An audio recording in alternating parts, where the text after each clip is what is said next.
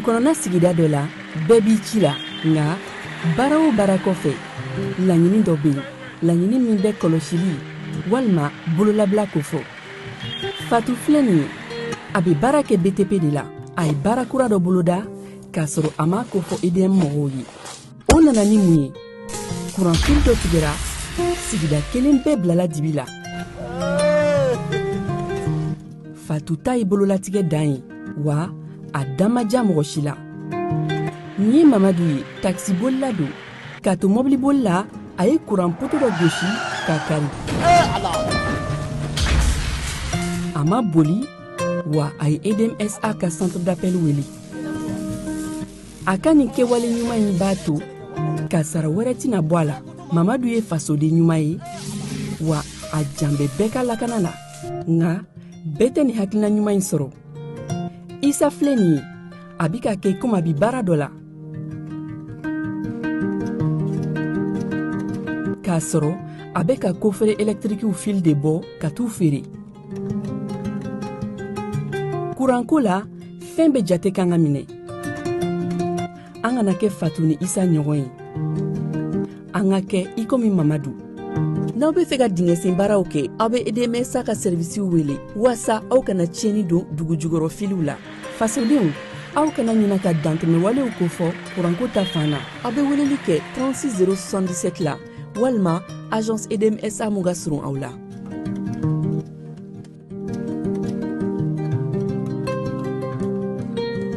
so o ye ale ye san 60 ani kɔ maaw k'olu ta nisɔndiya kɔnɔna na ka taa n'u ye Air Burkina bɛ se yɔrɔ yɔrɔ la baara kɛcogo o ye waso bɔ bi ko in na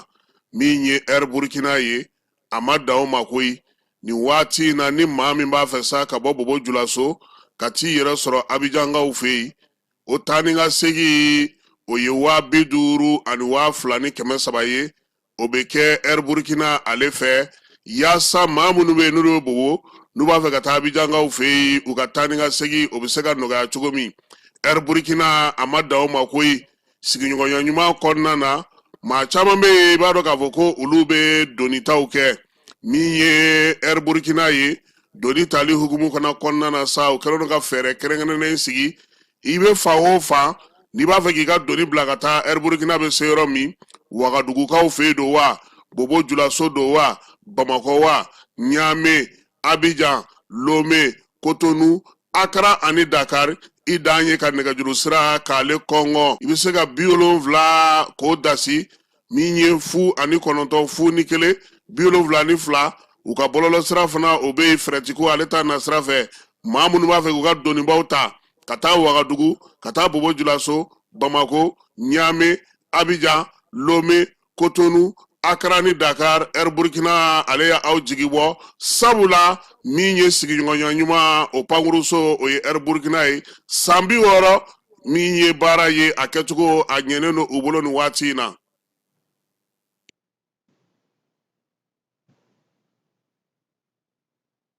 dugutigi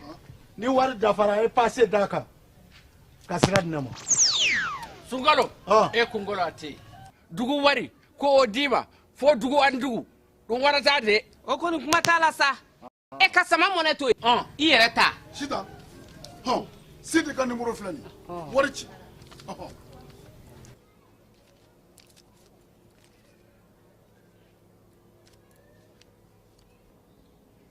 wari sera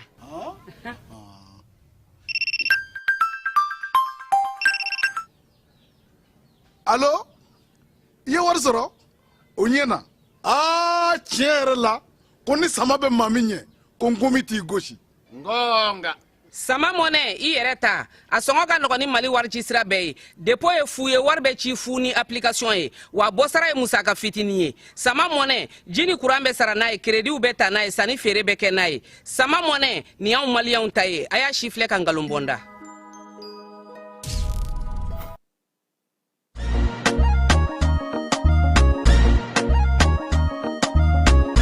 aw bisimila hôtel Lafiya la n'i ko hôtel Lafiya wulikajɔw bolodalen don walasa aw bɛ se ka lafiya sɔrɔ cogo min na ani hakilisigi aw ka séjour la anw fɛ Mopti yan kɛrɛnkɛrɛnnenya Mopti Sevare ka kɛ ni kurantigɛtigɛ ye min ye hôtel Lafiya Sevare ale ye wulikajɔw boloda ka se ka min ye awa fɛɛrɛ kɛrɛnkɛrɛnnen dɔw ta walasa aw bɛ se ka lafiya sɔrɔ cogo min na aw ka séjour la hôtel kɔnɔna na n'o ye ka panneau solaire installé min ye kurantigɛtigɛ o degun aw kana o ye séjour la l'hôtel yɛrɛ kɔnɔna na réservation ka kɛ kabi sisan min b'a to aw bɛ se k'aw ka séjour kɛ k'a sɔrɔ tɔɔrɔ tɛ aw kan degun tɛ aw kan hôtel Lafiya. Hôtel Lafiya ale filɛ ni Sevare bangetaba yanni ka se aéroport sirafara ma station laban i kiniboloya fan fɛ i bi jigi o kare fɛ mètre 200 bɔɲango hôtel Lafiya ale cokolen bɛ i kiniboloya fan fɛ i bɛ se ka weleli kɛ nɛgɛjuru siraw fɛ 21 42 14 11 76 01 01 98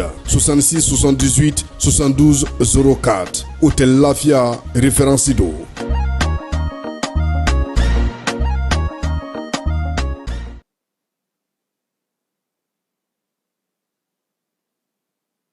Centre de formation professionnelle Kaja Sanogo Segukaw fe Dar Salam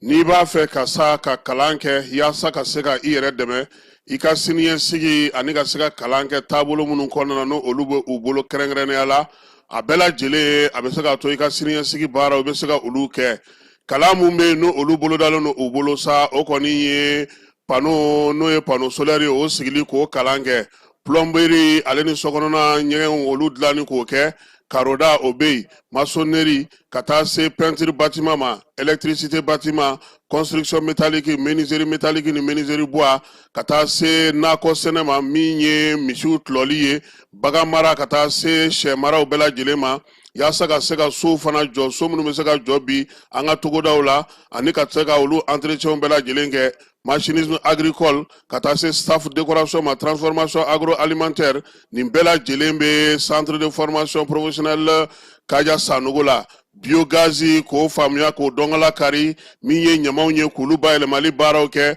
fo ka taa se ɲamaw yɛlɛmali ma ka se k'olu kɛ nɔgɔ ye nɔgɔ min bɛ se ka mago ɲɛ yaasa ka sigida kɛlɛli kɛ centre de formation professionnelle Kaja Sanogo ale bɛ nin bɛɛ lajɛlen boloda karamɔgɔ jolenw b'u bolo minnu ye kalan kɛ ka kalan faamu n'u yɛrɛ bɛ se fana ka se ka denmisɛnninw bɛ mun kalan k'u kunna ka se k'a lawaleya teliya la nin baara bɛɛ lajɛlen sigilen don u bolo yaasa aw ka se ka ye nin ko in na sa a b'aw senfa biribiri ka taa min ye segukaw fɛ Medine min ye centre de formation professionnelle Kaja Sanogo ye k'a b'a da bɛɛ lajɛlen tulo ka sa tɔgɔ sɛbɛn kɔni olu daminɛna segukaw fɛ yen min ye don o don ni dimanche sen bɔra la k'a daminɛ nɛgɛ kanɲɛ 8 ka taa se nɛgɛ kanɲɛ 16 ma yaasa aw ka se ka kunnafoni jɔnjɔnw sɔrɔ sa a bɛ nɛgɛjuru sira n'o o ye 76 03 12 23 a bɛ se k'o gosi min ye 66 03 12 23 walama a bɛ se ka bɔlɔlɔ sira fana lajɛ Alassane Traoré min ye 875 ye ka se ka min ye arobase kɛ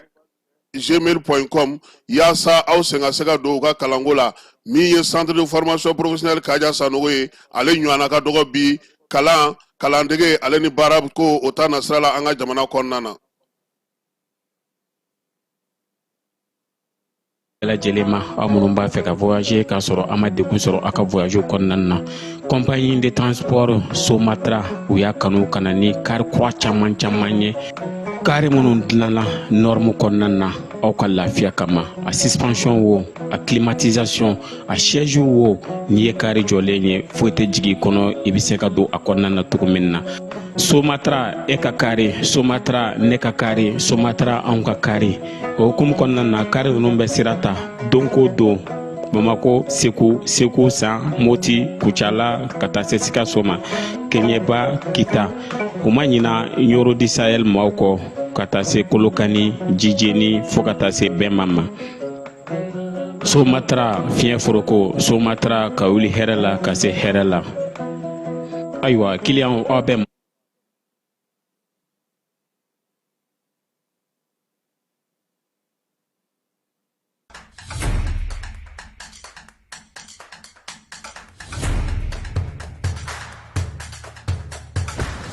Bismillah an ka jamukan kɛnɛ kan données personnelles on en parle ni ye kunnafoni telima min bɔra APDP mɔgɔw yɔrɔ ko k'a da cakɛdaw kulo kan jamana cakɛdaw baarayɔrɔ privéw i n'a fɔ banquiw microfinancew hôpitaux laboratoire de santé agence de communication presse écriture, presse audiovisuelle, minu, boulangerie, supermarché, hôtel, bar, restaurant, école publique, école privée, avocat, notaire, huissier, pharmacie, société de vente de véhicules. Jamana cakɛda fɛn fɛn bɛ baara kɛ ni adamaden tɔgɔ la kunnafoni ye Mali kɔnɔ ko courrier bɛna se aw ma k'aw invité aw kana aw ka traitement déclaré au niveau de l'APDP ni courrier sera aw ma aw bɛ se ka wuli ka se APDP la aw ka traitement ɲɔgɔn fɛ aw b'a cartographier k'a dɔn aw kan ka formulaire jumɛn rempli o formulaire rempli kɔfɛ aw kan ka musaka joli sara o bɛɛ lajɛlen bɛ d'aw tulo ka APDP la walasa aw ka kunnafoniya sɔrɔ ni courrier ninnu na aw bɛ se ka nɛgɛjuru ci 20 23 86 15 ou bien ka wuli ka se APDP la ɲɛfɔli ka k'aw ye k'aw bilasira.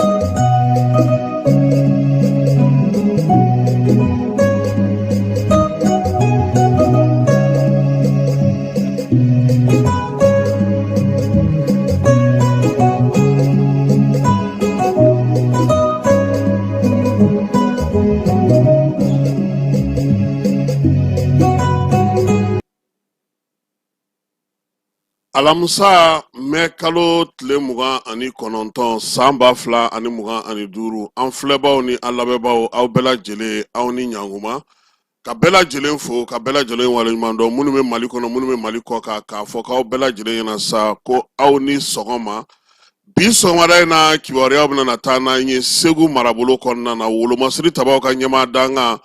ni o ye général de division Keba Sangare ye ale tun bɛ munumunu salo la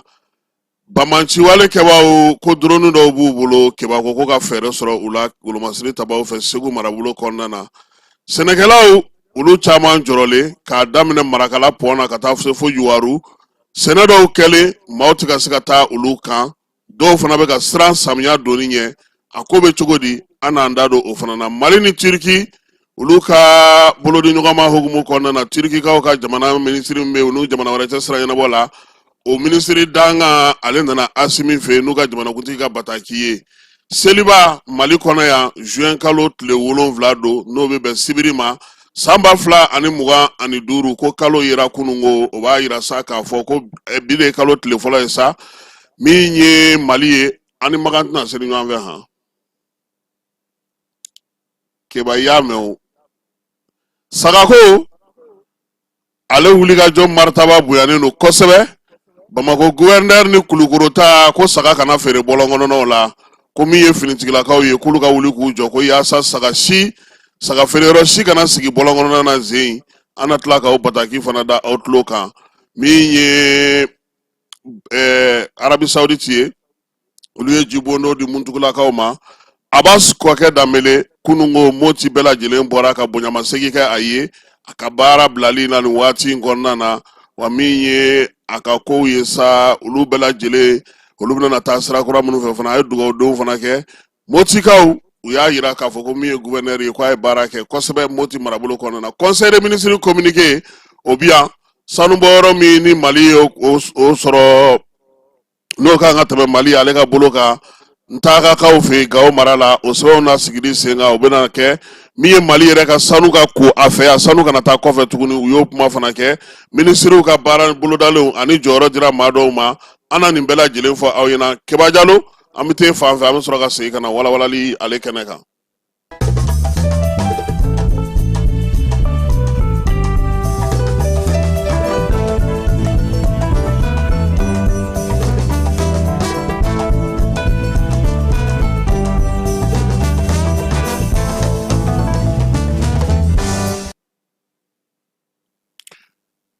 bɛɛ lajɛlen folen don bi sɔgɔmada in na min ye Jaba Sidibe ni ale bɛ Salakaw ka sigi la an b'a fɔ k'a waleɲuman dɔn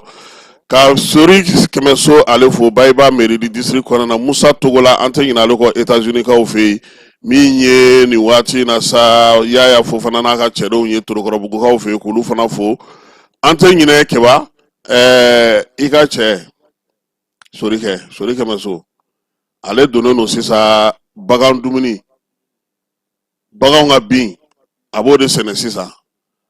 kɛba bin kunnama ka jan ne e sigilen ɲɔgɔn kan dɛ binjango dan don ayiwa ka kɛ ni kibaruyaw ye minisiriso min sigilen no diinɛ ni bato kunna an ka jamana kɔnɔ kunun ko ka kɛ ni jɛkulu min bɛ sigi kalo lajɛli ko la an ka jamana kɔnɔ ko k'a da bɛɛ lajɛlen tulo ka sa ko min ye farafin kalo ye ni a bɛ fɔ o ma arabukan na ko zul ija walima seliba kalo kɛba ko o ma ye an ka jamana kɔnɔ tarata tɛmɛnen hukumu kɔnɔna na sa a y'a yira sa k'a fɔ ko min ye kalo tile 27 kalo ma ye ko b'a yira sa k'a fɔ ko min ye zul ija ye walima seliba kalo ko bi daminɛ Mali kɔnɔ yan sa bi alamisa ye n'o o ye mɛ kalo tile 29 ye ko ka kɛ n'o ye seliba n'a bɛ fɔ ma ko Aïdel Kebir walima n'a b'a fɔ ma ko seliba kɛba ko kan ka kɛ Mali fantan 4 bɛɛ lajɛlen fɛ sibiri don juin kalo tile 7 san 2025 Mali fantan 4 bɛɛ lajɛlen fɛ sɛbɛn fa sirila maa min fɛ sa o ye minisiri ale ka chef de cabinet ye kɛba ni minisiri so ye maaw ko hakili to ka sɛbɛn na dɛ u ye mois de mai sɛbɛn anglais de la u ka mois de mai a ko sɛbɛn no anglais de la MAY o ti anglais wa May o tɛ ko hakili to la o fana kɛrɛfɛ kɛba Bamako gouverneur ale ni Kulukoro gouverneur ko k'a da bɛɛ lajɛlen tulo kan min ye dugu mun bɛ n'o ye Kulukoro ni Kati ye ani Bamako dugu kɔnɔna ko maa minnu bɛ yaala ka taa garabalu sigi k'a sɔrɔ u ma yamaruya ko garabalu ale ni bagan feere yɔrɔw ani maa minnu bɛ yaala ka baganw feere Bamako ni Kati ani Kulukoro kɔnɔna na k'o tɛna se ka ɲɛ ɲina ko maa o maa ko ni o sɔrɔl'o la k'a ɲininen no fanga tigilamaaw fɛ u k'a yira u la k'a fɔ ko o waleya in tɛ se ka kɛ gouverneur fila ninnu k'u bɛ faamuyali ɲini maaw fɛ kuma ninnu kɔli la kɛba nin ye ni siɲɛ fɔlɔ ye dɛ sinon bagan feerelaw u bɛ yaala fan bɛɛ de fɛ dɛ Kulukoro gouverneur yɛrɛ ale yɛrɛ bɛ hiji la Lamine colonel a taalen no Magan han kɛba ale bɛ Magan Lamine Kapori Sanogo ale ni Ablaye Kulibali o tɛ Bamakɔ ta tɛ Ablaye Kulibali ya ale administrateur civil ye Lamine ye sɔrɔsi ye ko bagan ka ne feere bɔlɔn kɔnɔnaw la ɲina kɛba fɛn caman fɔra Bamakɔ yan dɛ aw tun b'a fɔ ko mariage ti tɛmɛ mobili 6 kan kɔsa in na fana ko mun tuguni k'an kana an ka lajɛw kɛ bɔlɔn kɔnɔna na zen ta ye ko saga kana feere bɔlɔn kɔnɔ Marijan b'a la ale ka garabali naturel yɛrɛ parce que ale kɛba ala k'a ɲɛ k'a d'an ma seliba hukumu kɔnɔna na hali bi Sijo tamani maaw olu ye munumunu salo kɛ u ye maa caman ɲininka min ye an ka jamana kɔnɔna na dugu min bɛ n'o tɔgɔ ye ko Nguma ale bɛ Douanza marabolo kɔnɔna na ja saga baden ni bagan caman de bɛ sɔrɔ yen bagan feerela ŋanaŋanaw de bɛ taa ɲɔgɔn sɔrɔ yen kɛba nka ɲinan ta k'u siralen don kosɛbɛ sabula min ye Nguna yɛrɛ ye Ngumangaw u y'a yira sa k'a fɔ ko maa caman tɛ ka na fɔlɔ nka bagan kɔni tonnen don yen kosɛbɛ min ye Burama Kone ale ye bagan feerela ale bɛ bɔ Kucala ka n'a ka baganw ta Ngumangaw fɛ yen a ko ko ale kɔni nana san tɔw la ale bɛ se ka bagan 20 bagan 30 ta ko zen ta sɔngɔ bɛ cogo min ko ale tɛna da bagan tan ma wa ko sabula transport yɛrɛ n'o o ye ka baganw doni ka taa n'u ye Kucala ko sɔngɔ cayalen don kosɛbɛ wa o kɛlen don k'ale siran a y'a fɔ Sijo tamani maaw ye ko min ye sɔngɔ yɛrɛ kɔni ye san dɔw la o tɛ bagan san Ngumangaw fɛ yen tan dɛ bagan marala minnu bɛ yen olu bɛ bagan tulɔlen feere u ka so Hama Alayi Gamu ale ko sa ko ɲinan yɛrɛ de ko min ye bagan dumuni de sɔngɔ gɛlɛyara kosɛbɛ ko de y'a to nin ko ninnu bɛɛ lajɛlen kɛlen don wa bagan tali fana u tun b'a kɛ cogo min na u bɛ yɔrɔ minnu k'u sen na kɛba k'olu bɛɛ lajɛlen o kɛlen don gɛlɛya kɔnɔna na bi min ye baganko yɛrɛ ye a ko kataba 4 kɛlen don min ye o ye k'a yira sa k'a fɔ ko min ye sɔngɔw ye u tun bɛ taa ta kuma dɔw la 27,000 28,000 ka taa se 30,000 ma ko bi na ko o tɛ ka bagan sɔrɔ koyi bagan mɛrɛniw bagan cɛniw ko olu de kɔni bɛ ka taa sɔrɔ o sɔngɔ la ntura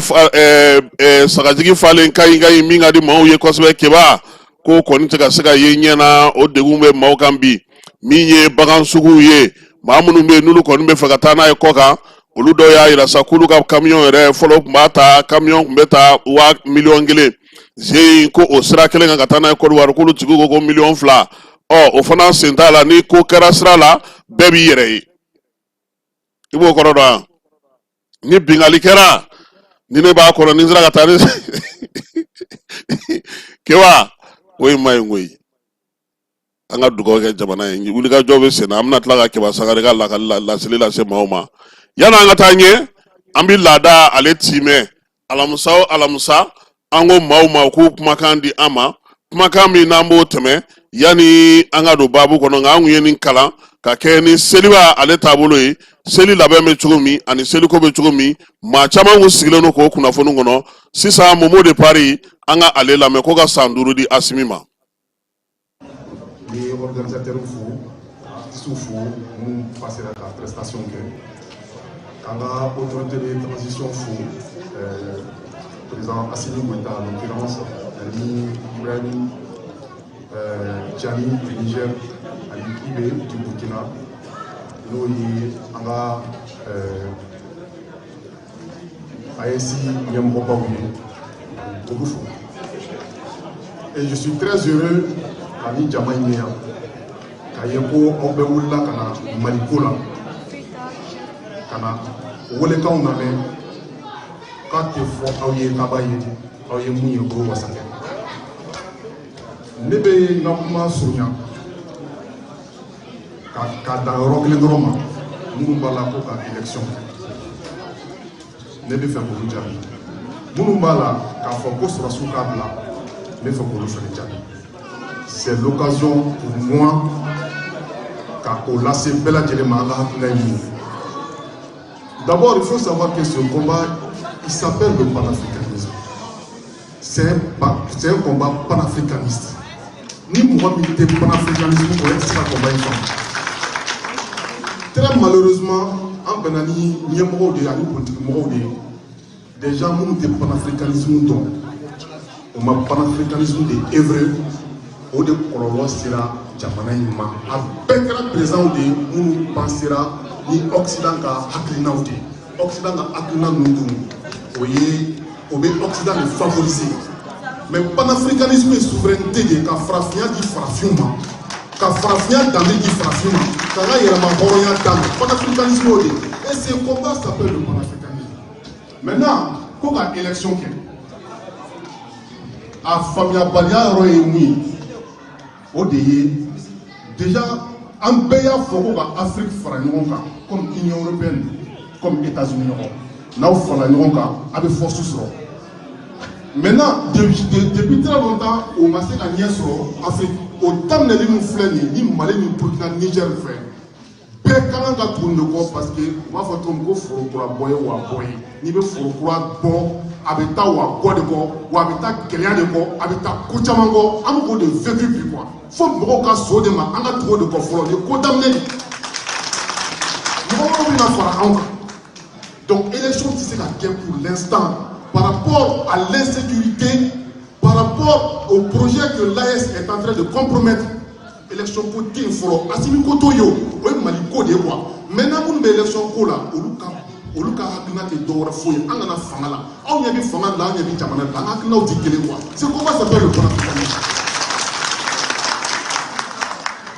et filanan ye mun ye ni kɛlɛ wulila a y'a lamɛn dɛ kɛlɛ mana wuli kɛlɛcɛw de bɛ wele anw bɛ kɛlɛ la a bɛ taa di jɔn de ma ni kɛlɛcɛw tɛ Assimi tɛ kɛlɛcɛw tɛ a y'u ka vie bɛɛ kɛ kɛlɛ la ka kɛlɛ de kalan a b'a di jɔn de ma n'olu tɛ. Je pose cette question. Ce n'est pas la France qui va régler ce combat. Parce que France est normal. Ce n'est pas les États-Unis. En politique, nous avons été au lieu de corps. Mais nous, en faisant que nous ne sommes pas dans les années 1800. En 2000 de là, quoi. 2000. Les réseaux sociaux font bien la donc, élection, comment ye Assimi ka 5 ans ka dama an bɛ kɛlɛ min na k'a wuli ka bɔ an da la ni 5 ans ma bɔ a fait 10 ans ni 10 ans ma bɔ a fait 20 ans et pour que ka kuma ban j'entends souvent dɔw b'a fɔ ko militaire k'a bila u k'a bila u k'a bila u k'a bila jamana tɛ se ka mara i n'a fɔ ko min fɛn wɛrɛ ba tâtonnement tɛ jamana tɛ mara ni tâtonnement ye peut-être tɛ quoi 1 plus 1 ça donne 2 jamana bɛ mara n'o de e ko k'u k'a bila c'est comme n'i nana fɔ sisan n ka so tiɲɛnen don sanji bɛ ka jigin a kɔrɔ e bɛ fɛ k'i ka so ci la première des choses i bɛ mun kɛ i bɛ plan de ɲini fɔlɔ n'i ye plan bɔ plan financement mana sɔrɔ i bolo i bɛ sɔrɔ ka so ci i b'a jɔ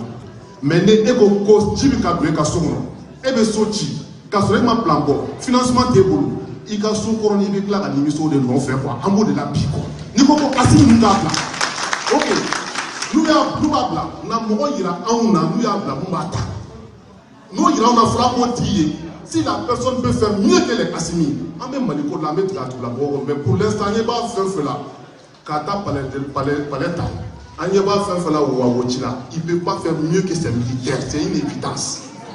il peut pas donc Assimi 5 ans a bɛ d'a ma de quoi Mali ko de don a bɛ d'a ma de an b'o de la o de y'an se yan et nous disons vive l'armée malienne vive l'AES vive Assimi Goïta merci.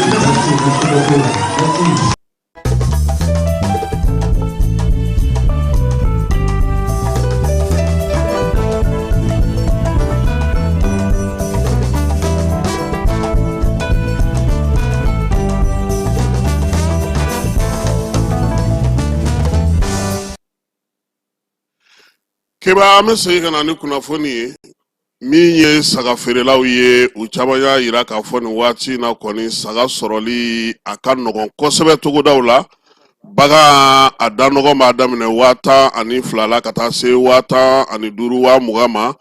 nka min ye bagan tali ye ka bɔ togoda misɛnninw na kuma tɛ dɔngɔnɔdugu Gosikaw fɛ yen ale ni Gawo marabolo la bagan caman bɛ yɔrɔ min na ani Narakaw maa caman de bɛ u y'a yira k'a fɔ ko lakanabaliya o kɛlen don k'u siran min ye mobilitalaw ye olu dɔw tɛ se ka sira yɔrɔ dɔw sɔrɔ nka fɛɛrɛ dɔw sigilen don sen kan Keba min ye armée ye ale bɛ ka baganw olu bɛ se ka labɔ cogo min ka bɔ Gawo ka na escorte ale sigilen don sen kan min ye ka bɔ Nara ninnu fana na marabolo la ani dɔngɔnɔdugu la fɛɛrɛw sigilen don sen kan yaasa baganw bɛ se ka bagan sugu sɔrɔ cogo min yɔrɔ caman fana na baganko dumuni o ye baganw yɛrɛ tulɔli gɛlɛya samiya tɛmɛnen fana ye tiɲɛni don maa caman ka bagan na o degun caman farala ɲɔgɔn kan o y'a to saga caman bɛ yen bi ale ni ba caman bɛ yen olu ma se ka kɛ i n'a fɔ o tigiw sago ye an ma ala ye ale y'a yira sa k'a fɔ ko bagan kɔni i ka se ka ɲuman sɔrɔ a la Keba 27,000 ka taa se 30,000 ma o ye sagajigi falen a nin na i bɛ se k'o sɔrɔ olu bolo wa min ye transport ko ye sa i yɛrɛ n'i jija o la Bamakɔkaw k'olu man teli ka saga san joona sabula marayɔrɔ ko o bɛ maa caman na wa min ye du caman kɔnɔna fana na ye luwansew olu ka bagan mara o ka gɛlɛn kosɛbɛ maa minnu fana b'u kelen na bagan minɛli o ka gɛlɛn olu bolo n'o tɛ ko bi min ye bagan mun bɛ ka na a kan ka maaw labɔ kosɛbɛ gouvernement yɛrɛ ka bagan sugu o fana bɛna sigi juin kalo nata in na an na tila k'an da don o la conseil des ministres ale communiqué kɔnɔ min ye bagan feerela ŋanaw ye Keba olu caman ko k'olu kɔni sago ye sa u ka bagan a ka se ka ta ka taa kɔ kan sabula o ji bɛ olu jɛ kosɛbɛ wa olu bɛna tɔnɔ caman sɔrɔ o fana na bagan nali Bamakɔ kɔnɔna na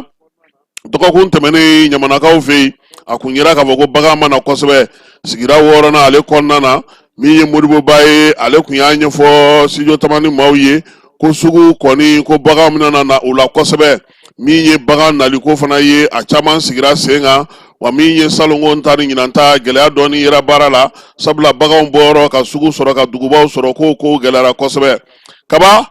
sugu kɛrɛfɛla fana na minɛn wɛrɛw bɛ yen n'olu ma ka di maaw ye i n'a fɔ furu maaw bɛ sugu baara kɛ ni fɛn minnu ye ka taa se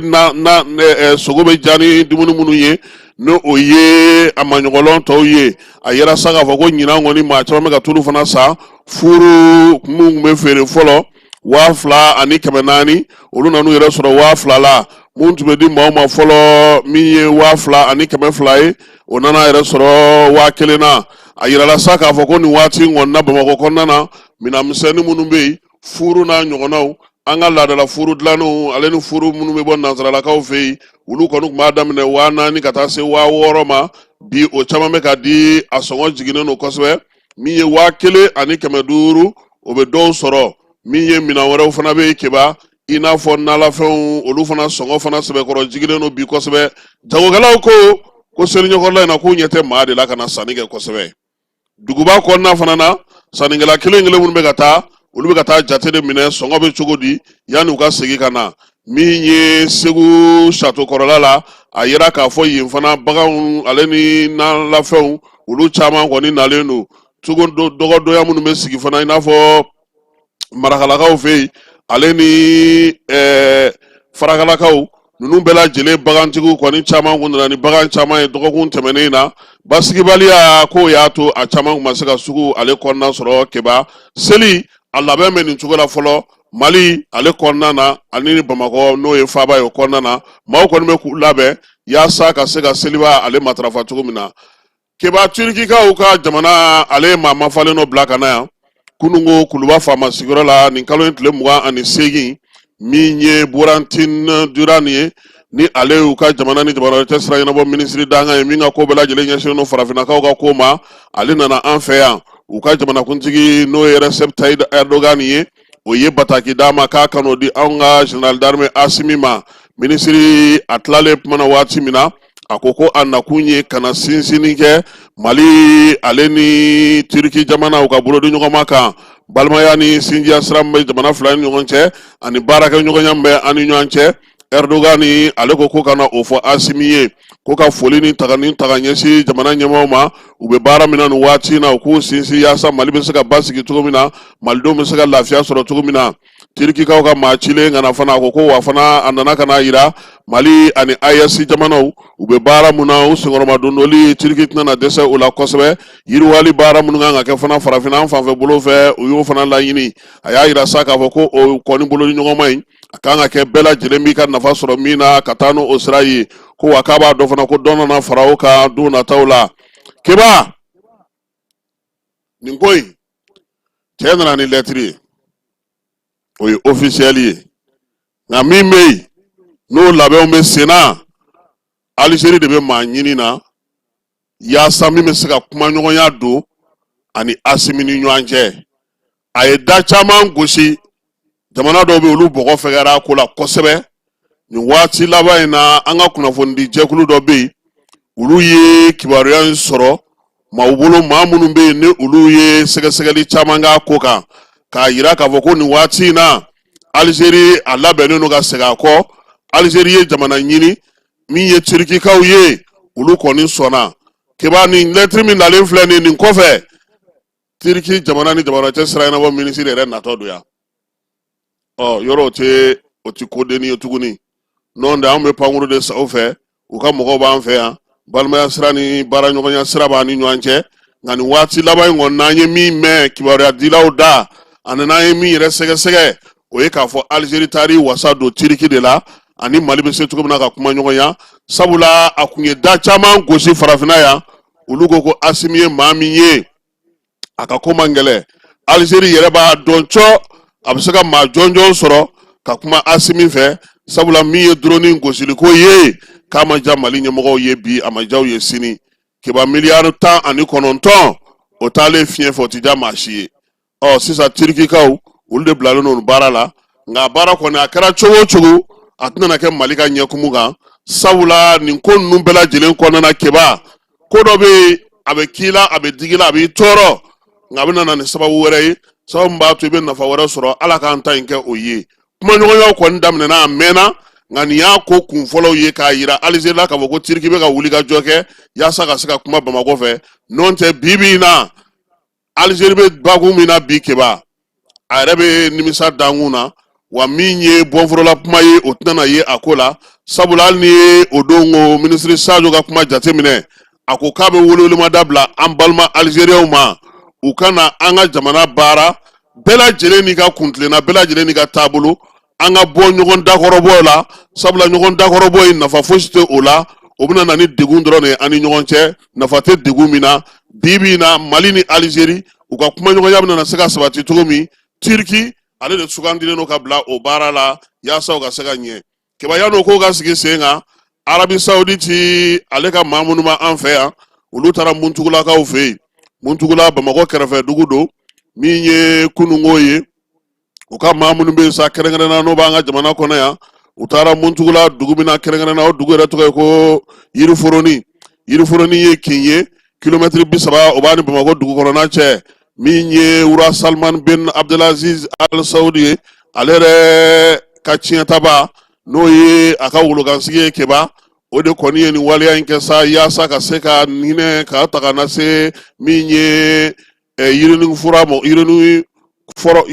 mɔgɔw ma Faisal Al Maliki ale min bɛ yan min ye Arabie Saoudite tɔgɔ la ale bilara ka taa kɛnɛ kan yaasa ka se ka taa nin jibondo in ka taa kurumbo karili baara kɛ jibondo in kan ka na ni lafiya ye lafiya min Arabie Saoudite bolo o bɛna fisaya dugudenw ma kosɛbɛ ONG min bɛ yen n'o ye Agiri ye dugudenw ka tɔn maires olu bɛɛ lajɛlen farala ɲɔgɔn kan sa ka na min ye Wura Salman ale ka nin dɛmɛ in hinɛ ani ɲɔgɔn dɛmɛ hukumu kɔnɔna na ka ɲɛsin Mali ma min ye ONG Al Farouku ye ale de ye baara ninnu bɛɛ lajɛlen kɛ k'a yira sa k'a fɔ ko min ye yiriwali ye ani dugudenw ka lafiyali min ye Arabie Saoudite masakɛ ale taabolo ye o ye keba ko min ye baara in ye a bɛna taa ɲɛfɛ de koyi u kan ka jibondo n'a b'a fɔ ma forage nanzarakan na 27 o de sigi Mali fan 14 bɛɛ lajɛlen na a wari bɛ taa yɛrɛ sɔrɔ sefa wari $250 ma o min kan ka bɔ Arabie Saoudite fɛ ka min ye jibondo 27 in sigi jamana fan 14 bɛɛ lajɛlen fɛ u ka ɲɛmaa y'a yira sa k'a fɔ ko nin kɔni ye ko daminɛ n'o ye Ader Al Kaltini ye ale fana y'a yira sa k'a fɔ ko ji o nafa ka bon kosɛbɛ wa min ye dugu caman ye u mago bɛ ji la Muntugula dugutigiw Muntugula kintigiw u ye Arabie Saoudite mɔgɔw fo kosɛbɛ u ka nin waleya in na nin min bɛna n'a to yirini foro mɔgɔw olu ka degun o ka ban sabula maanifinya ko foyi a tɛ se ka taa ji ale kɔ sɛbɛn fa sera maa min fɛ o ye Mamadu Kamara Madu si ye info 360 ale ye o ɲɛmaa ye an bɛ te fan fɛ ka sɔrɔ ka na conseil des ministres ale bataki kɔnɔna na.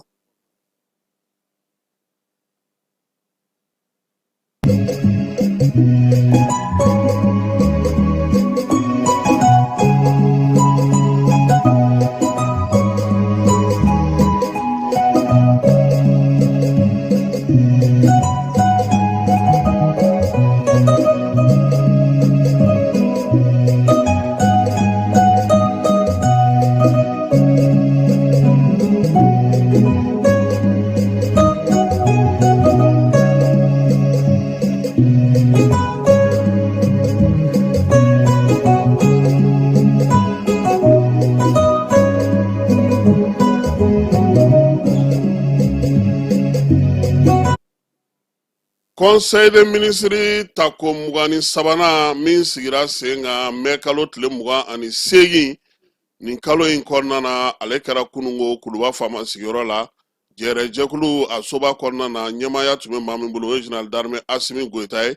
furancɛla fanga ɲɛmaa ani Mali jamanakuntigi sɛbɛn minnu tun b'olu bolo yaasa ka na kuma kɛ o kan o bɛ tali kɛ mun na sa o ye ka ɲɛbila sɛbɛnw k'olu kɛ jɔyɔrɔ k'o di maaw ma minisuru ka baara ni baara bolodalen k'olu sigi sen kan ka kɛ ni sariyakisɛw ye sa minisiri min bɛ mara kama bɔli kunna sa ale ko sa k'a ka baarakɛyɔrɔ min bɛ yen n'o o ye direction des collectivités direction générale des collectivités ale sɛbɛn kura kan ka sigi sen kan a baarakɛcogo la min ye direction générale des collectivités sɛbɛn mun b'ale yamaruya ka baara kɛ an ka jamana marabolo la o tun bɛ sigira sen kan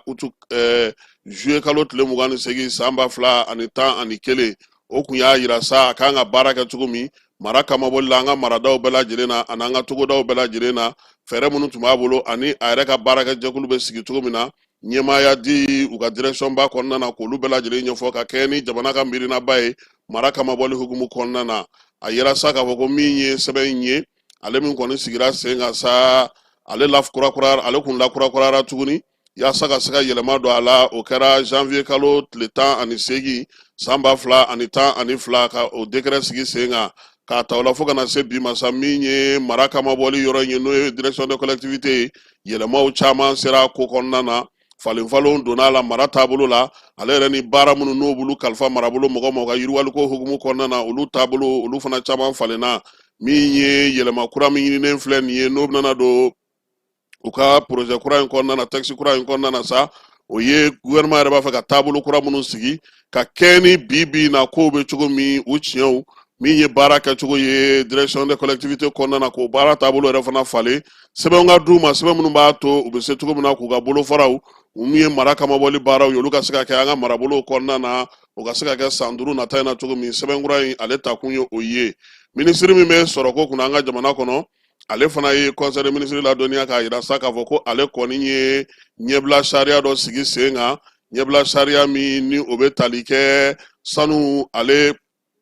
bɔli la an ka jamana kɔnɔ kɛrɛnkɛrɛnnenya Mali kan ka sanu bɔli baara min kɛ an ka jamana kɔnɔ o fana kɛrɛfɛ fana a ye décret dɔ fana ta n'o ye ɲɛbila décret fana ye min b'a fɔ Mali sanu bɔyɔrɔ in a mana na sigi ani sanu koyɔrɔ in a bɛna na baara kɛ cogo di jamana jɔyɔrɔ bɛna na kɛ mun ye a kɔnɔ a ko yaasa min ye sanu ka kɛ maliyɛnw bɛɛ lajɛlen sago ye maaw ka se ka dɔ sɔrɔ sanu na o la sa assise min kɛra Bamakɔ kɔnɔna na yan maliden bɛɛ lajɛlen ɲɔgɔn sɔrɔ assise min kɛnɛ kan o ko k'a lajɛ sa jamana yɛrɛ ka se ka i jeniyɔrɔ fin min ye sanu bɔyɔrɔ kow la sanu sɛbɛnkura ko ka o dilan k'o sigi jamana ka se k'a lajɛ dɔ ka fara a ka sɔrɔw kan min ye jɛkuluw ye jɛkulu minnu bɛ sanu baara ɲɛfɔlɔw kɛ an ka jamana kɔnɔ k'olu sigi min ye sanu yɛrɛ koyɔrɔ ye n'o ye raffinerie ye k'o sigi o ko bɛɛ lajɛlen ka to jamana kɔnɔna na jamana k'o lakɔlɔsi k'a daminɛ damandaw la fo ka taa se sanubɔyɔrɔbaw ma maa si kana bɔ ni sanu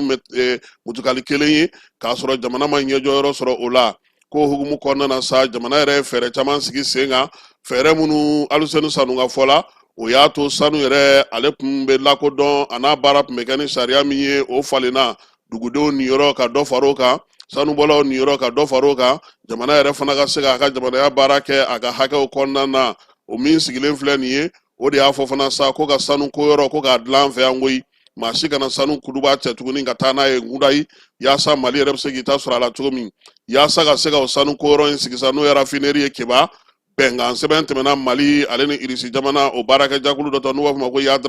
Yadran ni ale kan ka na Mali sanu koyɔrɔ n'o ye raffinerie ye k'a jɔ sanu a tɔni 200 o de kan ka kɔ a kɔnɔ san o san min ye Mali jamana yɛrɛ jɔyɔrɔ kan ka kɛ société in kɔnɔna na 100 sara la 62 ye a musakaw la sɛbɛn min talen filɛ nin ye o bɛna n'a to sa jamana yɛrɛ ka se k'i jeniyɔrɔ fi raffinerie d'or di Mali ale hukumu kɔnɔna na min ye a décret min sigira sen kan o bɛ ɲɛfɔli kɛ sɛbɛnw la sa ale ni baaraw kan ka kɛ cogo min na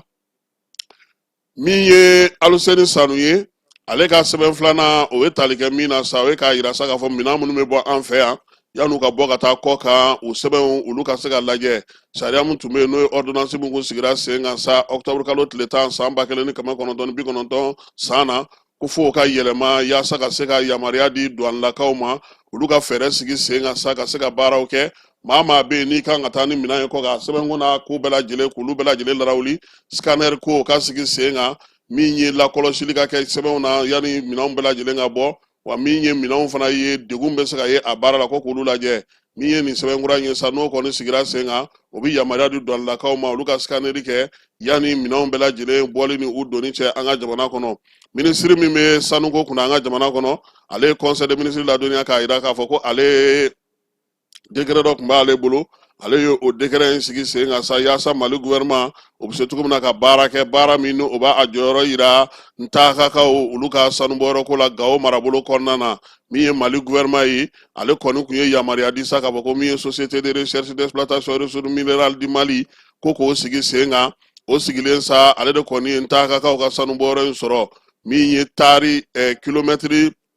97 ye buruburu 41 mètre carré la o de sanubɔyɔrɔ in ye permis min dilen filɛ nin a b'a to sa u ka ɲinini kɛ fɔlɔ ɲinini min b'a jira k'a fɔ dugu jukɔrɔ nafolo n'o ye sanu ye o hakɛ jumɛn bɛ yɔrɔ in na ye ka taa se a maɲɔgɔnlɔn tɔw bɛɛ lajɛlen ma n'o o kɛra tuma min na sa u na kimɛli kɛ o kɔnɔna na taaka ale fantan 4 bɛɛ lajɛlen na sariya in a b'a to sa min ye sanubɔyɔrɔ in ye sariya min ka kɛ ni sariya kisɛ min sigilen don sen kan utu kalo tile 29 san 2023 n'o ye Mali sanubɔ sariya kura ye code mini ye n'o b'a jira sa k'a fɔ ko min ye nin bɛnkan in ye o kɔni bɛ dan ɲɛfɔli kɛ maa minnu bɛ yen n'olu kan ka taa sanu bɔ nin yɔrɔ ninnu na ɲɛbila baara minnu kan ka kɛ jamana yɛrɛ ka hakɛw kan ka k'a la cogo min na kɛrɛnkɛrɛnnenya la taakakaw fɛ yen o baara bɛna se ka kɛ cogo min na jɔyɔrɔ ko ta fanfɛla la conseil des ministres ye jɔyɔrɔ di maa dɔw ma ministre so min bɛ wolomasiri tabaw ka ko kunna inspecteur à l'inspection générale des armées ani service o ɲɛmaya kɛra maa min ye sa o ye colonel Jawoyi Sangare ye ministre so min bɛ kiiri ko kunna an ka jamana kɔnɔ ale fana ye maa sugandi inspection à l'inspection des services judiciaires la o ɲɛmaya dira maa min ma sa o ye Seku Joro Diko ye ale ye magistrat ye ministre so min bɛ jamana ni jamana wɛrɛ cɛ sira ɲɛnabɔ ko kunna sa Mali lasigidenso kɔnɔna na maa min ka baara kan ka taa bɛɛ Mali lasigidenso la Irisilakaw fɛ yen seko ni dɔnko matarafali ma o ye Mamadu Keyita ye ale ye école karamɔgɔ ye ɲininikɛla don ministre so min bɛ dugujukɔrɔ nafa ko kunna sa ale fana ye conseil technique ta Jango Madi Kulibali o ye ingénieur ye min ye Urukiatu Arbi o ye inspecteur des impôts ye ministre so min bɛ kɛnɛya ko kunna an ka jamana kɔnɔ ale fana ye inspecteur à l'inspection de santé olu maaw sugandi Charles Sanogo o ye inspecteur des financiers Bakari Traoré o ye médecin pharmacien ye odontostomatologue ye o ye min ye Moriba Konate o ye inspecteur de trésorier ministre so min bɛ chifu ka ko kunna ale fana ye inspecteur à l'inspection de la jeunesse o sigi sen kan o dira maa min ma sa o ye commandant Cheikh Umar Sisogo ye ale ye garde national maa ye ministre ka baara bolodalen o hukumu kɔnɔna na ministre min bɛ bagan mara ani jɛgɛmɔ kunna ale conseil des ministres ladɔnniya sa k'a yira k'a fɔ ko u ye barosigi kɛ barosigi min bɛ tali kɛ Mali yɛrɛ ale jɔyɔrɔ ko la baganko la an ka jamana kɔnɔ barosigi in senfɛ sa a yira k'a fɔ ko an ka baganw bɛ bɔli min kɛ ka taa lamini jamanaw la degun bɛ ka ye o la min ye lamini jamanaw fana a ko bɛ ka caya dugukolo ko bɛ a la min ye dancɛ ko o kuma bɛ ka caya u bɛ taa yɔrɔ minnu na degun caman yira a la o de la sa lajɛ min kɛra n'o ye sɛnɛ baaraw ye a tako 14 o kɔni tun ye laɲini kɛ k'a yira sa ko Mali yɛrɛ ka fɛɛrɛ sigi sen kan a bɛ se k'a ka baganw mara a yɛrɛ fɛ yen cogo min na ka baganw k'olu la tulɔ yan an yɛrɛ fɛ yan ka binkɛnɛw k'olu dilan o la sa Mali yɛrɛ fɛɛrɛ min sigi sen kan ka yiriwaliko ta nasira la n'o ye Malikura ɲɛtaa sira ka bɛn ni san 2063 ma k'o kɔnɔna na sa ni fɛɛrɛ kɛrɛnkɛrɛnnen min na yiriwali kɛ an ka jamana kɔnɔ k'a bila san 2024 ka taa se san 2033 ma k'olu ye fɛɛrɛ minnu sigi sen kan o de k'a fɔ sa ko an ka baganw u na to an fɛ yan koyi kɛrɛnkɛrɛnnenw kan ka labɛn ka se ka o sigi sen kan min ye kɛnɛ ninnu ye sa olu kɔni bɛ yɔrɔ min na kɛ cogo min na o ye taabolo 4 ye kɛnɛw bɛna sigi baganw yɛrɛ bɛ dumuni sɔrɔ yɔrɔ min na u tɛ bɔ jamana da fɛ fiyewu baganw feereli ani binw ka taa se bagan dumuni o labɛnni ma min ye yɔrɔw jɔli baganw yɛrɛ fana bɛ se cogo min na ka kɛ nafa ye ka baara fana sigi sen kan a 4nan ye min ye sa o ye ka dɔ fara sɔrɔ kan sɔrɔ min b'a to bagan baara how bɛ se ka lakɔlɔsi cogo min na ko min ye nin ko ninnu bɛɛ lajɛlen n'olu sigira sen kan ni Ala sɔnna ma Mali gouvernement ale bɛ ka fɛɛrɛ kɛ sa san 5 nata in kɔnɔna na k'a daminɛ san 2025 ka taa se san 2029 ma yaasa nin baara ka se ka sigi sen kan jamana baganw u kana bɔ tuguni ministre min bɛ sɔrɔ ko kunna an ka jamana kɔnɔ ale ye conseil des ministres ladɔnniya k'a yira k'a fɔ sa AES ministre k'olu tun bɛ lajɛ la an fɛ yan lajɛ min bɛ tali kɛ yiriwaliko kan ale ni sɔrɔko kan u bɛ se cogo min na k'o dorogo ɲɔgɔn na jamana 3 in mɛ kalo tile 23 ko lajɛ ale kɛra yan min AES ministre minnu bɛ sɔrɔko kunna olu bɛɛ lajɛlen nana ɲɔgɔn sɔrɔ yan Niger Burkina ani Mali baaraw kɔni ye tali kɛ sa premier ministre ale yɛrɛ tun bɛ yan min ye banque min kan ka sigi n'a fɔ ma ko banque de l'investissement o kuma olu fɔra AES ale tɔgɔ la fɛɛrɛw sigira sen kan sa yaasa banque in lawaleyali bɛ se ka teliya cogo min na ale ni fɛɛrɛ kɛrɛnkɛrɛnnenw yaasa sɔrɔko min bɛ jamana 3 in kɔnɔna na k'a bɛn nɛgɛmɔ jamanakuntigiw kuntilenna kan ka ɲini a ko la yaasa ka se ka baaraw la teliya jaabi min bɛ yen o ka se ka sɔrɔ cogo min na Aluseni Sanu y'a yira fana k'a fɔ o min ye maa mafalenw ye olu fana ye hakili jagaw kɛ fɛɛrɛw ka fɛɛrɛ min b'a daminɛ san 2026 la ka taa se san 2028 ma min ye o kow fana bɛ sigi sen kan cogo min na yaasa banque n'o ye banque confédérale ye ale ka se ka ɲɛ sɔrɔ an ka jamana 3 olu ni ɲɔgɔn cɛ minisiriso min bɛ sanayɛlɛ kalanso kunna ale ye conseil des ministres ladɔnniya k'a yira sa k'a fɔ ko olu kɔni fana ye lajɛ kɛ n'o ye AES sanayɛlɛ kalanso minisiriw ye olu ye o lajɛ kɛ ka kɛ ni u yɛrɛ dama ka ɲɔgɔn ye jamana 3 in bɛɛ lajɛlen kɔni ye ɲɔgɔn sɔrɔ min ye lajɛ in ye a kɛra sanayɛlɛ kalanso olu ka ko hukumu kɔnɔna na a yirala sa k'a fɔ sa ko min ye ɲɛbila baara de don ɲɛbila baara min bɛ tali kɛ min ye sanayɛlɛ kalanso minisiriw yɛrɛ u na ɲɔgɔn sɔrɔ Bamakɔ yan k'a daminɛ juin kalo tile 12 ka taa bila tile 13 la min ye AES taw ye a minisiriw olu bɛna ɲɔgɔn sɔrɔ ka fɛɛrɛ sigi sen kan baara bɛ se ka kɛ cogo min minisiri min bɛ farikolo ɲɛnajɛ ko kunna an ka jamana kɔnɔ ale ye conseil des ministres ladɔnniya fɛn belebeleba 3 la a fɔlɔ ye mun ye a tun bɛ Bafokaw fɛ yen maa minnu bɛ yen n'olu kan ka taa faso cakɛdaw la olu ta ko 6nan baaraw a taara ɲɛda olu ka mɛkalo tile 26 a kelen kun tɛ kɛnɛ kan ye minisiri min bɛ sanayɛlɛ kalanso kunna o tun bɛ yen baara minisiri n'o ye faso ye ale fana tun bɛ kɛnɛ kan u taara ka taa lajɛ baara bɛ ka kɛ cogo min ye ni maa minnu filɛ nin n'olu kan ka taa faso ka cakɛdaw la n'u kan ka kalo 6 kalan kɛ bafokaw fɛ adamadenya taabolo ni sɔrɔsiya taabolo la u taara ka t'u ɲɛda olu ka u ka baara bɛ ka kɛ cogo min ka tila ka kibaruyaw d'u ma u bɛ se cogo min na k'u cɛsiri k'u jija kalan u ka se k'a faamuya minisiri ka kuma filanan ye tali kɛ mun na o ye k'a yira sa k'a fɔ ko mɛkalo tile 21 ka taa se tile 23 ma ale tun bɛ wagadugukaw fɛ yen sifinw ka minisiriw olu ye ɲɔgɔn sɔrɔ ye n'o ye AES taw ye a kɛkun kun ye min ye sa fɛɛrɛ ni dabali bɛ se ka sigi sen kan u k'u bolo di ɲɔgɔn ma AES ko hukumu kɔnɔna na ka baaraw sigi sen kan min ye jɛkulu kɛrɛnkɛrɛnnen minnu bɛna se ka sigi sen kan k'olu fana dantigɛ u y'a yira sa ko min ye jeu de la AES